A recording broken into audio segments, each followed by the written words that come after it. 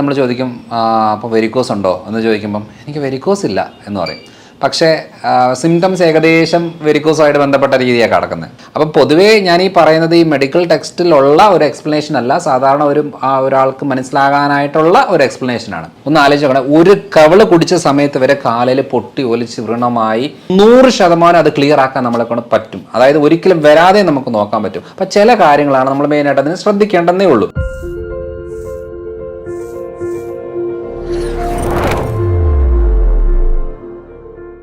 Hello everyone, I am doctor Manoj Johnson, lifestyle physician, John Marian hospital, Pala. ഇന്ന് നമ്മൾ discuss ചെയ്യാൻ പോകുന്നത് പലപ്പോഴും പലരുടെയും ഒരു ബുദ്ധിമുട്ടാണ് ഈ വെരിക്കോസ് റിലേറ്റഡ് പ്രോബ്ലം പറയുന്നത്. പ്രത്യേകിച്ചും വെരിക്കോസ് ഇല്ലാത്തവർ വളരെ കുറവാണ്. പലരും പറയുന്നതെന്ന് വെച്ചാൽ എനിക്ക് വെരിക്കോസ് ഇല്ല. അപ്പോൾ നമ്മൾ പല സിംറ്റംസ് കേൾക്കുമല്ലോ. കേൾക്കുന്ന സമയത്ത് നമ്മൾ ചോദിക്കും അപ്പോൾ വെരിക്കോസ് ഉണ്ടോ എന്ന് ചോദിക്കുമ്പം എനിക്ക് വെരിക്കോസ് ഇല്ല എന്ന് പറയും. പക്ഷേ സിംറ്റംസ് ഏകദേശം വെരിക്കോസുമായിട്ട് ബന്ധപ്പെട്ട രീതിയാണ് കിടക്കുന്നത്. അപ്പോൾ മനസ്സിലാക്കേണ്ട ഒരു കാര്യം എന്താണെന്ന് വെച്ചാൽ ഒരു 60% വെരിക്കോസ് മാത്രമാണ് നമുക്ക് ഈ കണ്ണിൽ കാണുന്ന രീതിയിലുള്ള വെരിക്കോസ് വരുന്നത്. എന്ന് വെച്ചാൽ കാലിൽ ഇങ്ങനെ നരമ്പ് തടിച്ച് വരുന്നത്, തടിച്ച് വരുമ്പോഴാണ് നമ്മൾ വെരിക്കോസ് എന്ന് പറയുന്നത്. ഇപ്പോൾ ഈ സെയിം വെരിക്കോസ് റിലേറ്റഡ് പ്രോബ്ലം തന്നെയാണ് ഈ പൈൽസ് എന്ന് പറയുന്നതും. കാരണം അവിടെയും വെയിന് തടിച്ച് വന്ന് ബുദ്ധിമുട്ടായി വരുന്ന ഒരു കാര്യമാണ്. അപ്പം ഈ കാലിൽ വെയിന് തടിച്ച് വരുന്നൊരു കണ്ടീഷനിലാണ് പൊതുവേ നമ്മൾ വെരിക്കോസ് വെയിൻ എന്ന് പറയുകയും അത് കഴിഞ്ഞേച്ച് ഭൂരിഭാഗം ആളുകളിൽ തടിച്ച് മാത്രം കിടക്കുകയും ഫർദർ പ്രശ്നങ്ങൾ ഉണ്ടാവാതെ ഇരിക്കുകയും ചെയ്യും. പക്ഷേ ചില കണ്ടീഷനിൽ ചില ആളുകളിൽ കാലിൽ വെയിൻ തടിപ്പ് ഇല്ല, അതായത് അങ്ങനെ ഒരു ബുദ്ധിമുട്ടേ ഇല്ല, പക്ഷേ ബാക്കി ബുദ്ധിമുട്ടുകളുണ്ട്. അപ്പോൾ എന്തൊക്കെയാണ് ആ പ്രശ്നങ്ങൾ എന്നാണ് നമ്മൾ ഇന്ന് ഡിസ്കസ് ചെയ്യുന്നത്. അപ്പം പൊതുവേ ഞാൻ ഈ പറയുന്നത് ഈ മെഡിക്കൽ ടെക്സ്റ്റിലുള്ള ഒരു എക്സ്പ്ലനേഷൻ അല്ല, സാധാരണ ഒരാൾക്ക് മനസ്സിലാകാനായിട്ടുള്ള ഒരു എക്സ്പ്ലനേഷനാണ്. അപ്പോൾ നമുക്കൊരു 5 സ്റ്റേജായിട്ട് ഈ വെരിക്കോസിനെ ഡിവൈഡ് ചെയ്യുവാണെങ്കിൽ ആദ്യത്തെ സ്റ്റേജ് എന്ന് പറയുന്നത് സാധാരണ ഒരു നരമ്പ് ഇങ്ങനെ തടിച്ച് വന്ന് ചില സ്ഥലങ്ങളിലൊക്കെ ഈ സ്പൈഡർ വെബ് എന്ന് പറയും, ചിലന്തി വല പോലെ ഇങ്ങനെ കിടക്കുന്ന ഒരു വെയിൻ, പ്രത്യേകിച്ചും ഈ ഇന്നർ തൈ ഏരിയയിലൊക്കെ ആയിരിക്കും അത് കോമൺ ആയിട്ട് കണ്ടുവരുന്നത്. ചിലപ്പോൾ സിംഗിൾ വെയിൻ ആയിരിക്കും, കുറച്ച് വണ്ണം കൂടിയ കട്ടിയായിട്ടുള്ള വെയിൻ ആയിരിക്കും. അപ്പോൾ എന്തായാലും ഫസ്റ്റ് സ്റ്റേജ് എന്ന് പറയുന്നത് വെയിൻ കാണും, നമുക്ക് കാണുന്ന രീതിയിലുള്ള കാര്യങ്ങളായിരിക്കും. സെക്കൻഡ് സ്റ്റേജ് എന്ന് പറയുന്നത് നമുക്ക് ഈ കാല് കടച്ചിലെന്ന് പറയില്ലേ, കഴപ്പ്, വേദന, കടച്ചിൽ എന്ന രീതിയിലുള്ള കാര്യങ്ങൾ. അതായത് നമ്മളിപ്പോൾ ഒരു 10 മിനിറ്റ് നിന്ന് കഴിഞ്ഞാൽ നമുക്ക് കാല് കടച്ചിലുണ്ടാകും, നമുക്ക് ഇരിക്കണമെന്ന് തോന്നും, അല്ലെങ്കിൽ കിടക്കണമെന്ന് തോന്നും, അല്ലെങ്കിൽ കാലൊന്ന് പൊക്കി വെക്കണമെന്ന് തോന്നും. അപ്പോൾ കാലിനൊരു ബുദ്ധിമുട്ട്, പ്രത്യേകിച്ച് വേറെ പ്രശ്നമൊന്നുമില്ല, പക്ഷേ നിൽക്കാനുള്ള ഒരു പ്രയാസം തോന്നും. അതാണ് സെക്കൻഡ് സ്റ്റേജ് എന്ന് പറയുന്നത്. തേർഡ് സ്റ്റേജ് എന്ന് പറയുന്നത് വേദന കാര്യങ്ങളെല്ലാം ഉണ്ട്, എന്നാലും കാലിൽ നീര് വെക്കും. എന്ന് വെച്ചാൽ ഫ്ലൂയിഡ് കളക്ഷൻ ഉണ്ടാകും. എന്ന് വെച്ചാൽ രാവിലെ ചിലപ്പം നീരും കാര്യങ്ങളൊന്നും കാണത്തില്ല, ഒരു ഉച്ച കഴിഞ്ഞ് വൈകുന്നേരം ആകുന്ന സമയങ്ങളിൽ കാല് നീര് വെക്കുന്ന കണ്ടീഷൻ. രാത്രി കടന്നിട്ട് പിറ്റേ ദിവസം രാവിലെ എഴുന്നേൽക്കുമ്പോൾ നീര് കുറയുന്നു. അതാണ് നമ്മൾ ഒരു തേർഡ് സ്റ്റേജായിട്ട് പറയുന്നൊരു കണ്ടീഷൻ. എന്ന് വെച്ചാൽ വേദനയുണ്ട്, നീരുമുണ്ട്. ഫോർത്ത് സ്റ്റേജ് എന്ന് പറയുന്നത് അവിടെ കാലയിൽ ഒരു പർപ്പിൾ കളർ ഡോട്ട്സ്, പിന്നെ അത് ബ്രൗൺ ആയിട്ട്, പിന്നെ അത് ബ്ലാക്ക് ആയിട്ട് കാലിലെ പല സ്ഥലങ്ങളിലായിട്ട് ഈ ഡിസ്കളറേഷൻ, കളർ മാറ്റവും ചൊറിച്ചിലും അനുഭവപ്പെടും. ഇതാണ് സത്യം പറഞ്ഞാൽ ഫോർത്ത് സ്റ്റേജ്. ഫിഫ്ത്ത് സ്റ്റേജ് എന്ന് പറയുന്നത് പുറത്തേക്ക് ബ്ലഡ് പൊട്ടി അവിടെ വ്രണമായി മാറുന്ന കണ്ടീഷനാണ് നമ്മൾ ഫിഫ്ത്ത് സ്റ്റേജ് എന്ന് പറയുന്നത്. സ്റ്റേജ് ഇതൊരിക്കലും നമ്മളിങ്ങനെ മെഡിക്കൽ ടെക്സ്റ്റ് നോക്കിയാൽ ഇങ്ങനെ മനസ്സിലാകത്തില്ല, എന്നാലും സാധാരണ ഒരാൾക്ക് മനസ്സിലാകാനായിട്ട് ഞാൻ പറഞ്ഞൊരു കാര്യമാണ്. അപ്പോൾ അങ്ങനെ വരുമ്പോൾ ഫസ്റ്റ് സ്റ്റേജ് എന്ന് ഞാൻ പറഞ്ഞ നരമ്പ് തടിച്ച് വരുന്ന ഒരു കണ്ടീഷൻ, അല്ലെങ്കിൽ സ്പൈഡർ വെബ് പോലെ, ചിലന്തി വല പോലെ നരമ്പ് പിടച്ച് കിടക്കുന്ന രീതിയിലുള്ള കാര്യങ്ങൾ കാലിലുണ്ട് എന്നുള്ളതാണ് ഞാൻ ഫസ്റ്റ് സ്റ്റേജ് പറഞ്ഞത്. പക്ഷേ ഇതൊന്നും കാണിക്കാതെ നേരെ തേർഡ് സ്റ്റേജിലേക്ക് പോകുന്ന കാര്യമുണ്ട്. അതായത് നരമ്പ് തടിച്ച് വരത്തില്ല, വേദന അധികം എടുക്കത്തില്ല, പക്ഷേ നീരും കാല് കറുത്ത് വരും, ചൊറിയും, പൊട്ടും, ഇങ്ങനത്തെ സ്റ്റേജിലേക്ക് വരുന്നതുണ്ട്. അപ്പം നരമ്പ് തടിച്ച് വരാത്തത് കൊണ്ട് നമ്മൾ ആ സ്റ്റേജ് എല്ലാം മറന്നിട്ട് കാലയിലെ കളറ് മാറി ചൊറിഞ്ഞ് പൊട്ടുന്ന അവസ്ഥയിലേക്ക് വരുമ്പോഴായിരിക്കും അയ്യോ ഇത് വെരിക്കോസ് ആണല്ലോ എന്ന് പറയുന്നത്. അപ്പോൾ നമ്മൾ അറിയേണ്ട ഒരു കാര്യം, എങ്ങനെയാണ് നമുക്ക് വെരിക്കോസ് ഉണ്ടോ ഇല്ലെന്ന് നമ്മൾ കണ്ടുപിടിക്കുന്നത് വളരെ സിമ്പിൾ കാര്യമാണ്. പൊതുവേ ഇത് പാരമ്പര്യമായിട്ട് ബന്ധപ്പെട്ടാണ് വെരിക്കോസ് പൊതുവേ ഒരു 80% വരാൻ സാധ്യതയുള്ളത്. പലപ്പോഴും സ്ത്രീകളിലാണ് കൂടുതലും. ഫോർ എക്സാമ്പിൾ ഒരു 70% സ്ത്രീകളിലാണ് വെരിക്കോസ് സാധ്യതയുള്ളത്, ഒരു 30% പുരുഷന്മാർക്ക് ഉള്ളത്.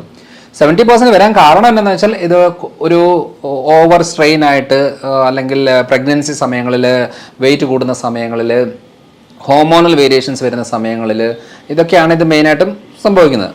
അപ്പോൾ ഏറ്റവും കൂടുതൽ എഫക്റ്റ് ആവുന്നത് സ്ത്രീകൾക്കായതുകൊണ്ട് ആ ഒരു സമയത്ത് നമ്മൾ ഈ ഒരു കണ്ടീഷൻ വരുമ്പോൾ ആർക്കൊക്കെയാണ് ഇത് വരുന്നത് വെച്ചാൽ പാരമ്പര്യമാണ് ഏറ്റവും കൂടുതലായിട്ട് ആവശ്യമുള്ളത്. അത് കഴിഞ്ഞ് ചെന്നാൽ പ്രഗ്നൻസി സമയത്ത് ചിലപ്പോൾ വെരിക്കോസ് കാണുകയും ഡെലിവറിക്ക് ശേഷം ചിലപ്പോൾ കുറയുന്ന കണ്ടീഷനും ഒരു 40% ആളുകൾക്ക് കാണാറുണ്ട്. പക്ഷെ 60% ആളുകൾക്കും പ്രഗ്നൻസിക്ക് ശേഷമാണ് ഈ വെരിക്കോസ് പ്രശ്നങ്ങൾ കൂടുതലായിട്ടും ഉണ്ടാകുന്നത്.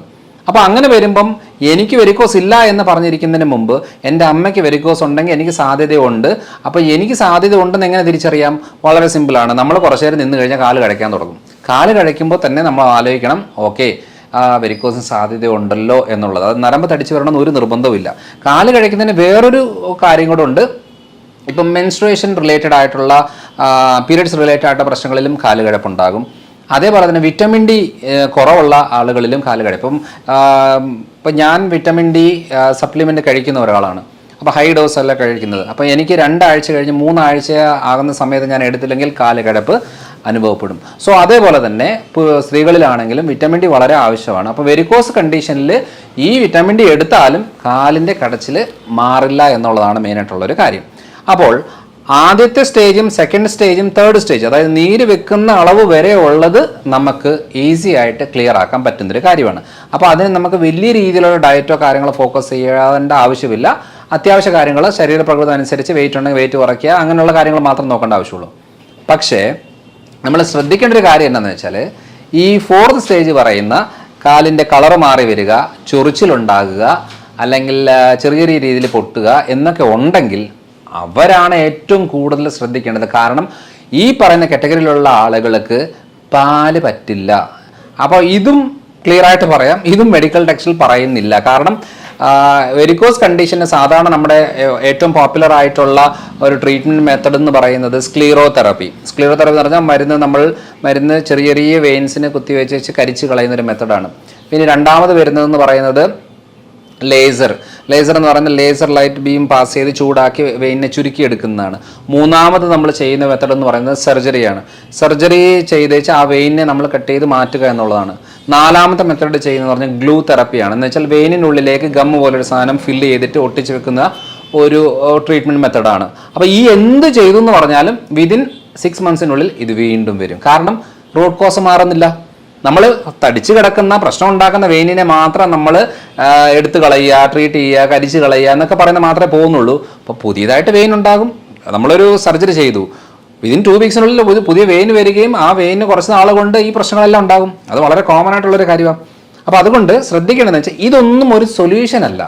നമുക്കൊരു 80% ആളുകൾക്കും സ്ക്ലീറോ ചെയ്തോ വീണ്ടും തിരിച്ചു വരും, ലേസർ ചെയ്തോ വീണ്ടും തിരിച്ചു വരും, സർജറി ചെയ്തോ വീണ്ടും തിരിച്ചു വരും. കാരണം നമ്മുടെ അടുത്ത് വരുന്ന പല ആളുകളും 3, 4, 5 തവണയൊക്കെ സ്ക്ലീറോ ചെയ്തവരാണ്. കാരണം ഇവരുടെ കാലയിൽ ഇങ്ങനെ പിടിച്ചു കഴിഞ്ഞാൽ നല്ല ഇരുമ്പ് കമ്പി പിടിക്കുന്ന ഒരു അവസ്ഥയായിരിക്കും, ഫുൾ ഡാമേജ് ആയിരിക്കുന്ന ഒരു അവസ്ഥയാണ്. അതായത് സൊല്യൂഷൻ അല്ല എന്നാണ് ഞാൻ പറഞ്ഞു വന്നത്. അപ്പോൾ ആദ്യത്തെ കാറ്റഗറിയിൽ നമുക്ക് ഈസി ആയിട്ട് നമുക്ക് ക്ലിയർ ആക്കാൻ പറ്റുന്നതാണ്. ഇപ്പം ഞങ്ങൾ ഏറ്റവും കൂടുതൽ ഹെൽപ്പ് ചെയ്യുന്നൊരു മേഖല എന്ന് പറയുന്നത് 4th and 5th കാറ്റഗറിയാണ്. എന്ന് വെച്ചാൽ കാല് കറുത്ത് വരിക, ചൊറിയുക എന്ന് പറയുന്ന കണ്ടീഷനും വൃണമാവുന്നത്. ഈ കറുത്ത് വരുന്നതും ചൊറിയുന്നതുമായിട്ടുള്ള കാലിലെ പ്രശ്നം എന്ന് പറയുന്നത് ഉള്ളിൽ ചെറിയ ചെറിയ വെയിനുകൾ പൊട്ടി ആ ബ്ലഡ് ലീക്കായി സ്കിന്നിലേക്ക് ടച്ചായി വരുമ്പോഴാണ് കാല് കറക്കുന്നത്. അപ്പം നമ്മൾ പറയുന്നത് എന്താ, പുറത്തോട്ട് ബ്ലഡ് പൊട്ടി പുറത്തേക്ക് വരുമ്പോഴാണ് വെരിക്കോസ് പൊട്ടി എന്നുള്ളത് പറയുന്നത്. പക്ഷെ അങ്ങനെയല്ല. 3rd സ്റ്റേജ് കഴിഞ്ഞ് 4th വരുന്ന ഈ ഡോട്ടുകൾ എന്ന് പറയുന്നത് തന്നെ ഈ പറയുന്ന ഇന്റർണൽ ബ്ലീഡിങ് ആണ്. അത് കുറച്ചായിട്ട് വന്ന് ആ ബ്ലഡ് കൂടുതൽ നാളും അവിടെ കടന്നിട്ട് അത് കഴിഞ്ഞ ശേഷം അത് ചൊറിഞ്ഞ് പിന്നെയാണ് പുറത്തേക്ക് പൊട്ടി വരുന്നത്. ഇതൊരു നാച്ചുറൽ പ്രോസസ്സാണ്. കാരണം ഈ ഡീഓക്സിജനേറ്റഡ് ആയിട്ടുള്ള ബ്ലഡ്, അശുദ്ധമായിട്ടുള്ള ബ്ലഡ് നമ്മുടെ ശരീരത്തിൽ അധിക നാളും അവിടെ നിന്ന് കഴിഞ്ഞാൽ അവിടെ ചൊറിഞ്ഞ് പൊട്ടി വ്രണമായി പഴുപ്പ് വന്ന് അങ്ങനെ ബുദ്ധിമുട്ടുണ്ടാവും. അപ്പോൾ അതുകൊണ്ട് അത് എത്രയും പെട്ടെന്ന് ക്ലിയർ ആക്കാനായിട്ടാണ് നോക്കുന്നത്. പക്ഷേ പൊട്ടിക്കഴിഞ്ഞ് ബ്ലഡ് പുറത്തേക്ക് പോയതിന് ശേഷം നല്ല ശുദ്ധ ബ്ലഡ് അങ്ങോട്ട് വരാത്തത് കൊണ്ടും അവിടെ വീണ്ടും ഈ പറയുന്ന വ്രണങ്ങൾ ഒത്തിരി നാളിങ്ങനെ കിടക്കും. അതുകൊണ്ടാണ് ചിലർ കണ്ടിട്ടില്ലേ, കാലയിൽ ഒരു കെട്ട് കെട്ടിയിട്ട് എത്ര വർഷം ആൻറ്റിബയോട്ടിക്കും കഴിച്ച് പെയിൻ കില്ലറും എടുത്ത് കഷായം കുടിച്ച് ഓയിൻമെൻറ്റും തൂത്ത് ഡ്രസ്സും ചെയ്ത് നടക്കുന്ന കുറേ പേരുണ്ട്. അപ്പോൾ ഇവർ ആദ്യം മനസ്സിലാക്കേണ്ടത്, ആർക്കെങ്കിലും വ്രണങ്ങളായിട്ടുണ്ടോ, കാലിൽ ചൊറിഞ്ഞ് പൊട്ടുന്ന ഒരു അവസ്ഥ വരുന്നോ, പാല് ഫുള്ളായിട്ട് കട്ട് ചെയ്യണം. കാരണം ഞാൻ പറയാനൊരു കാരണം എന്താണെന്ന് വെച്ചാൽ ഞങ്ങളുടെ ക്ലിനിക്കൽ പ്രാക്ടീസിൽ മനസ്സിലായതാണ്, പാല് പ്രശ്നം കാണിക്കുന്നുണ്ട്, ഓട്സ് പ്രശ്നം കാണിക്കുന്നുണ്ട്, വ്രണമായി കഴിഞ്ഞാൽ പ്രോട്ടീൻസ് വളരെ പ്രശ്നം ഉണ്ടാക്കുന്നുണ്ട്. ഷുഗർ കൂടി കാല് പൊട്ടി വ്രണമാകുന്നതിന് നമുക്ക് പ്രോട്ടീൻസ് ഒരു കുഴപ്പമില്ല, നന്നായിട്ട് കഴിക്കാം. പക്ഷേ വെരിക്കോസ് കൂടി കാല് പൊട്ടി വ്രണം എന്ന് പറഞ്ഞാൽ വെരിക്കോസ് എക്സിമ എന്ന് പറഞ്ഞൊരു കണ്ടീഷൻ വന്നിട്ടാണ് വ്രണമാകുന്നത്. അങ്ങനത്തെ കണ്ടീഷന് പ്രോട്ടീൻ ഇൻടോളറൻസ് ആണ് കാര്യം. അപ്പം ഈ കാര്യത്തിൽ നമ്മൾ സ്ട്രിക്റ്റ് ആയിട്ടും ചില നോൺ വെജ് ഐറ്റംസും പാല് 100% കട്ട് ചെയ്യുന്ന രീതിയിലേക്ക് വരും. അപ്പോൾ ഞങ്ങൾക്ക് മനസ്സിലായ കാര്യം എന്ന് വെച്ചാൽ അടുപ്പിച്ച് നല്ല രീതിയിൽ വ്രണങ്ങളൊക്കെ കരിഞ്ഞ് വരികയും ഒരു ദിവസം ഒരു ഗ്ലാസ് ചായ, അതായത് ഞാനിന്ന് കഴിഞ്ഞൊരു വീഡിയോയിലും പറഞ്ഞേക്കുന്നൊരു കാര്യമായിരുന്നു. അതായത് ഒരു ചെറുപ്പക്കാരൻ 6 ദിവസമായിട്ട് അടുപ്പിച്ച് വരികയാണ്, 7ാമത്തെ ദിവസം വന്നില്ല, 8ാമത്തെ ദിവസം വന്നപ്പോഴത്തേനും കാല് മൊത്തം വീണ്ടും പഴയതിനെക്കാട്ടിലും പൊട്ടി ഒലിച്ച് പ്രശ്നമായിരുന്നു. കാരണം അത്രയും ദിവസം കരിഞ്ഞ് വന്നതാണ്. അപ്പോൾ ഞങ്ങൾ ചോദിച്ചു, അപ്പോൾ ആ വ്യക്തി ഞങ്ങളോട് നേരത്തെ പറഞ്ഞു ഡോക്ടർ വഴക്ക് പറയരുത്, കാരണം ഞാൻ ഒരു കവിള് ചായ കുടിച്ചു എന്ന് ചോദിച്ചു. അപ്പം എന്തിനാണ് ഞാൻ പാല് പാടില്ല എന്ന് പറഞ്ഞതല്ലേ എന്നപ്പോൾ ഞങ്ങൾ ചോദിച്ചപ്പം പറയാണ്, അത് എൻ്റെ കല്യാണാലോചനയായിരുന്നു. ഞാൻ പെണ്ണ് കാണാൻ പോകുന്ന സമയത്ത് എനിക്ക് നിവൃത്തിയില്ലാത്തത് കൊണ്ട് ഞാൻ ഒരു കവിള് കുടിച്ചു, അതെനിക്ക് മനസ്സിലായി എന്ന് പറഞ്ഞു. അതായത് ഒന്ന് ആലോചിച്ച് നോക്കണം, ഒരു കവിള് കുടിച്ച സമയത്ത് വരെ കാലിൽ പൊട്ടി ഒലിച്ച് വ്രണമായി വളരെ എന്താ വെച്ചാൽ വെള്ളം ഒലിക്കുന്ന രീതിയിൽ വേദനയാണ് അനുഭവപ്പെടുന്നത്. ഈ വെരിക്കോസിന് പ്രത്യേകത ചെറിയ വ്രണമായാലും വലിയ വ്രണമായാലും വേദനയൊക്കെ സെയിം ഒക്കെ തന്നെയാണ്. പക്ഷെ 100% അത് ക്ലിയർ ആക്കാൻ നമ്മളെ കൊണ്ട് പറ്റും. അതായത് ഒരിക്കലും വരാതെ നമുക്ക് നോക്കാൻ പറ്റും. അപ്പം ചില കാര്യങ്ങളാണ് നമ്മൾ മെയിനായിട്ട് അതിന് ശ്രദ്ധിക്കേണ്ടതേ ഉള്ളൂ. അതിന് ഉള്ളിൽ നിന്ന് എടുക്കുന്ന മെഡിസിൻസും സപ്ലിമെൻറ്റ്സും കാര്യങ്ങളെല്ലാം ഉണ്ട്. എന്നാലും ഡയറ്റ് വളരെ സ്ട്രിക്റ്റ് ആയിട്ട് ചെയ്യേണ്ട ഒരു കാര്യമാണ്. അങ്ങനെയുള്ളവർ ഞാൻ കാർബോഹൈഡ്രേറ്റ്സ് ചെറിയ അളവിൽ ഉൾപ്പെടുത്തുക, വെജിറ്റബിൾസ് ഉൾപ്പെടുത്തുക. പ്രശ്നം എടുക്കാൻ പാടില്ല എന്ന് പറയുന്നത് പ്രോട്ടീൻസ് ആണ് മെയിനായിട്ടും. അതിലും പാലാണ് ടോപ്പായിട്ട് വരുന്നത്. ഇപ്പോൾ ചില സമയങ്ങളിൽ ഞങ്ങൾ കണ്ടിട്ടുണ്ട് ഓട്സ് കഴിച്ചിട്ട് പൊട്ടി ഭയങ്കരമായിട്ടും വേദനയും വെള്ളം ഒലിച്ച് പോകുന്ന ഒരു കണ്ടീഷൻ കണ്ടിട്ടുണ്ട്. അപ്പം ഗ്ലൂട്ടൻ ഇവിടെ പ്രശ്നം ഉണ്ടാക്കും. അതുകൊണ്ട് കാല് ചൊറിഞ്ഞ് പൊട്ടുന്ന ആളുകൾ ഗോതമ്പ്, മൈദ, ഓട്സ് എടുക്കുന്നുണ്ടെങ്കിൽ അത് കട്ട് ചെയ്യാതെ ഈ പ്രശ്നങ്ങൾ മാറില്ല. അതുകൊണ്ട് ആർക്കെങ്കിലും കാലിന് ചൊറിച്ചിലുണ്ട് എന്നുണ്ടെങ്കിൽ ആദ്യം മനസ്സിലാക്കേണ്ടത് ആ വ്യക്തികൾക്ക് ഗ്ലൂട്ടനും ലാക്ടോസും ഇൻടോളറൻസ് ആണ്, അത് പറ്റത്തില്ല. കാരണം കൂടുതലും പുറത്താണ് ഇത് ഫേമസ് ആയിരിക്കുന്നത്.